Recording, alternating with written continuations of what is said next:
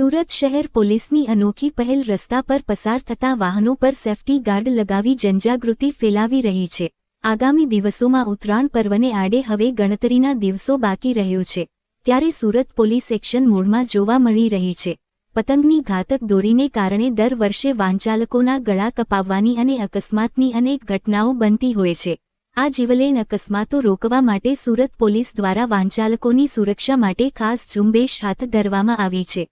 Surat police દ્વારા વાહનચાલકોના two wheeler પર ખાસ સેફટી ગાર્ડ તાર લગાવવામાં આવ્યા છે। આ ગાર્ડ લગાવવાનો મુખ્ય ઉદ્દેશ્ય એ છે કે જો રસ્તા પર પતંગની દોરી આવે તો તે સીધી વાહનચાલકના ગળા સુધી ન પહોંચે અને અકસ્માત ટાળી શકાય। પોલીસે વાહનચાલકોને અપીલ કરી છે કે ઉત્તરાયણના દિવસોમાં ગળામાં મફલર કે હેલ્મેટનો ઉપયોગ અવશ્ય કરવો, જેથી તમે કોઈ નુકસાન ન પહોંચાડી શકે।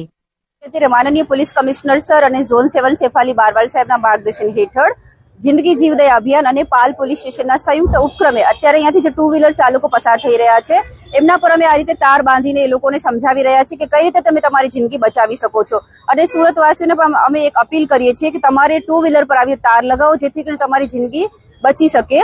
અને ચાઇનીઝ દોરીનું જો વેચાણ ક્યાંય થતું હોય તો તમે પોલીસને ઇન્ફોર્મ કરી શકો છો। અને અમે એક વિનંતી કરી છે કે ક્યારે પણ તમે ચાઇનીઝ દોરી ખરીદી શકશો નહીં। આપણે લોકોના જીવ કઈ રીતે બચાવી શકીએ એના માટેનું એક અભિયાન છે।